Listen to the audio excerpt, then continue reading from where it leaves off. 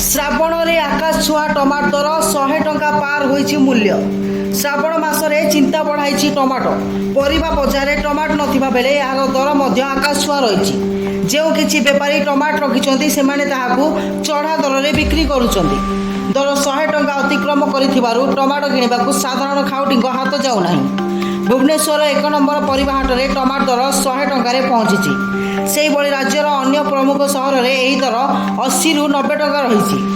गोदाम को टमाटो आसी पारुनथिबारु एभली स्थिति उपजुथिबा कहिसंती व्यवसायी। आलू पियाज भली टमाटो भी अत्यावश्यक सामग्री होइथिबारु दर वृद्धि को नहीं ग्राहकों मध्य असंतोष देखा देइछि।